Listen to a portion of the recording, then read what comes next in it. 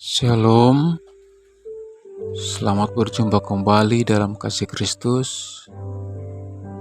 Pembacaan kita pada hari ini terdapat di 1 Tawari pasal 2 dengan judul Keberanian Menyongsong Arus. Dalam pembacaan kita tentang silsilah, kini kita tiba pada garis keturunan Israel. Inilah bagian utama karena di dalamnya kita mendapatkan dua nama yang amat penting. Pertama, Daud. Adanya Daud melalui Isai menunjukkan bahwa silsilah ini memberikan orientasi kepada bangsa Israel yang kembali dari pembuangan di Babel untuk kembali hidup dalam visi kerajaan Daud, yaitu kerajaan Allah sendiri. Kedua, Kaleb bin Hezron. Penulis Tawari tidak menyamakan Kaleb di sini dengan Kaleb dari kisah Yosua. Signifikansi dari nama Kaleb adalah keturunannya, yaitu Besalel, yang terkait erat dengan pembangunan kemah pertemuan dan tabut perjanjian. Visi penyembahan umat Israel oleh Musa dilanjutkan dengan penyembahan di Bait Allah. Dengan demikian, bangsa Israel harus kembali menjadi umat yang menyembah Tuhan di Yerusalem sesuai tradisi yang diwarisi di dalam silsilah ini. Ketika bangsa Israel dalam pembuangan, mereka tidak terlepas dari sejarah perjalanan bersama Tuhan.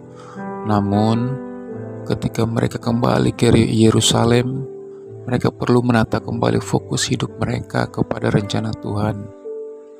Dalam hidup kita, mungkin ada kalanya kita meninggalkan komunitas orang percaya, lalu kembali lagi ke rumah ibadah dan berdoa lagi. Saat kita kembali, mungkin terasa canggung, apalagi harus berfokus pada visi Tuhan.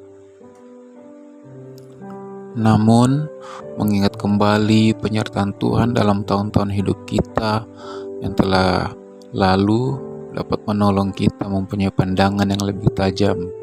Rasa syukur dan kecukupan dapat menolong kita keluar dari sekedar insting bertahan hidup, memberi diri lagi untuk mendengarkan arus panggilan ilahi, akan membangkitkan keberanian senyap untuk melangkah maju. Berjalan bersama Tuhan seringkali tidak mudah. Hati bercabang dapat membuat kita gentar. Berkali-kali kita merasa tidak sanggup dan gagal, tetapi Tuhan tak menyerah terhadap kita. Dalam menjaga langkah, meniti batin, dan menegakkan jiwa, kita kembali kepada Tuhan. Dialah yang membuat kita melangkah maju. Dalam Tawari 1 Tawari pasal 3, selain Daud dan Kaleb, ada nama lain yang patut kita perhatikan, yakni Zerubabel, yang merupakan tokoh penting dalam pembangunan Bait Allah kedua. Dan silsilah dalam 1 Tawari berpusat pada kerjaan Daud yang adalah kerjaan Allah, dan penyembahan di Bait Allah menjadi visi bagi masa depan Israel setelah pembuangan. Silsilah di dalam 1 Tawari pasal 3 bahwa mencapai keturunan ke-7 setelah pembuangan, di mana silsilah berhenti. Setelah kembali dari pembuangan, mereka harus membangun bukan hanya kota Yerusalem, tetapi juga Bait Allah, bukti nyata identitas mereka sebagai umat Tuhan. Namun, mengingat runtuhnya kerajaan Daud dan terpecahnya kerajaan pada masa Salomo, mereka membutuhkan suatu jaminan. Untuk itulah penulis kitab 1 Tawari menyebutkan keturunan Daud yang lahir di Hebron dan di Yerusalem. Hal itu menandakan keberlanjutan janji Tuhan dari masa pra-pembuangan ke masa pasca pembuangan. Penulis juga menyebutkan Salomo dan Yoyakim, artinya meski bangsa Israel melewati masa-masa kepecahan dan kejahatan yang berujung pada pembuangan, mereka tetaplah bangsa pilihan Tuhan yang mewarisi janji-janjinya. Dengan membaca silsilah itu, bangsa Israel diingatkan akan panggilan mereka sebagai bangsa yang menyembah Tuhan. Berada dalam rencana ilahi belum tentu membuat kita merasa nyaman dan tenang.